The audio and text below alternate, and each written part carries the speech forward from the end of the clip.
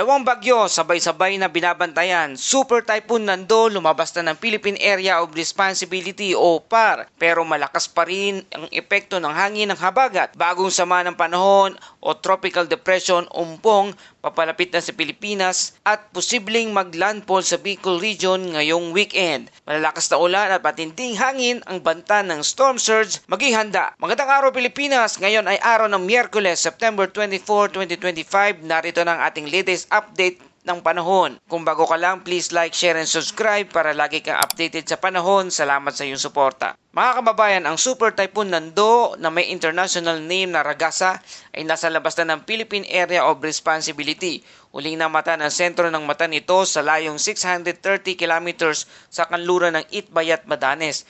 Taglay nitong lakas na hangin na 185 kilometers per hour at may pagbugso na umaabot sa 230 kilometers per hour. Kumikilos ito pakanluran, hilagang kanluran sa bilis na 20 kilometers per hour.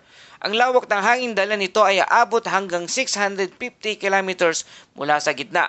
Bagamat wala na sa loob ng ating Philippine Area of Responsibility o PAR, hindi pa rin dapat maging kampante. Malawak ang saklaw ng hangin ni Nando kaya patuloy nitong pinapalakas ang habagat o southwest monsoon.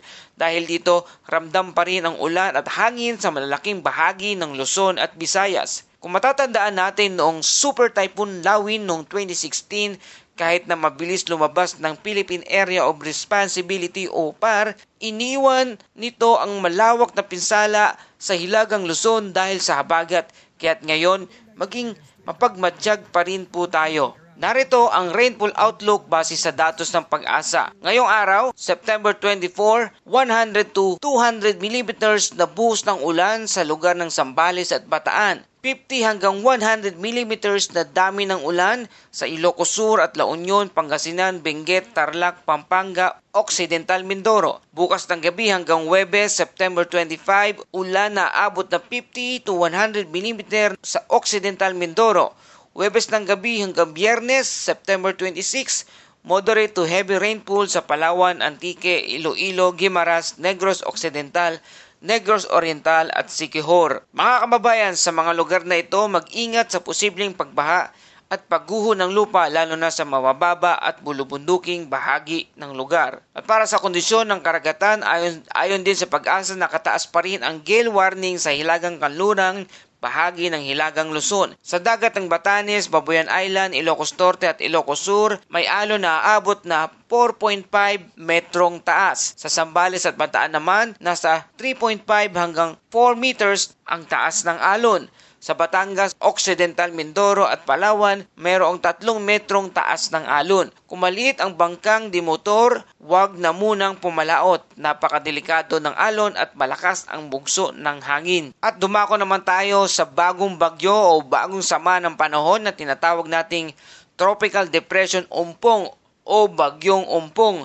Mga kababayan, ang Bagyong Umpong ay ikalima ng bagyo ngayong buwan ng Setyembre at ika-15 bagyo ngayong taong 2025.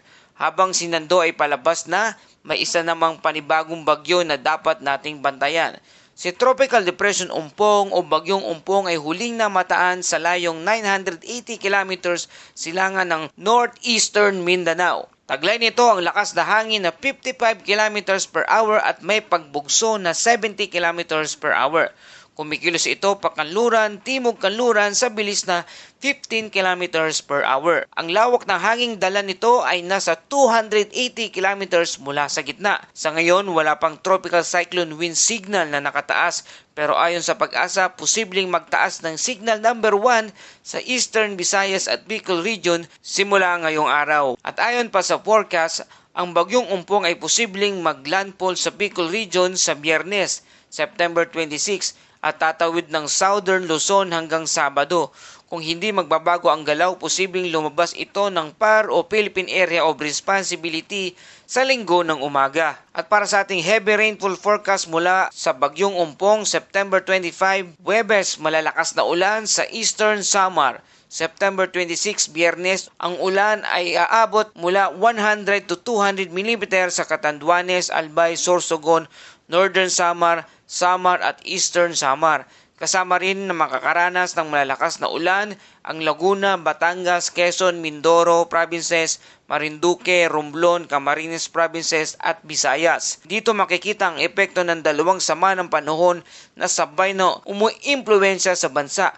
Kaya't maghanda ng maaga lalo na sa mga lugar na prone sa pagbaha at landslide. Mga kababayan, maganda ang naging timing na lumabas na ang bagyong Nando bago pa man pumasok ang bagyong Umpong. Ngunit hindi ito dahilan para mag-relax. Kung titingnan natin ang kasaysayan noong bagyong Riming noong 2006 at bagyong Rolly noong 2020, kapwa nang galing sa silangan at tumama sa Bicol Region, nagdulot ng napakalakas na ulan at pinsala. Ganito rin ang posibleng senaryo ngayong kay bagyong Upong. Kaya habang maaga pa, dapat nang maghanda. Alalahanin, mas mabuti ang sobra ang paghahanda kaysa kulang. Bago tayo magtapos, nais ko pong iwan ang isang talata mula sa Isaiah 41 verse 10.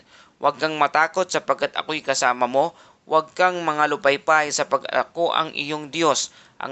Aking palalakasin ka, oo, aking tutulungan ka, aking aalalayan ka ng aking matuwid na kanang kamay. Sa gitna ng unos, palagi nating kasama ang Diyos upang magbigay ng lakas at pag-asa.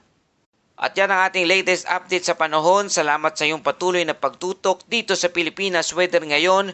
Please like, share, and subscribe para lagi kang updated sa panahon. Ito ang Pilipinas Weather Ngayon na laging nagpapaalala, maghanda, magiligtas, maging alerto, ingat tayong lahat.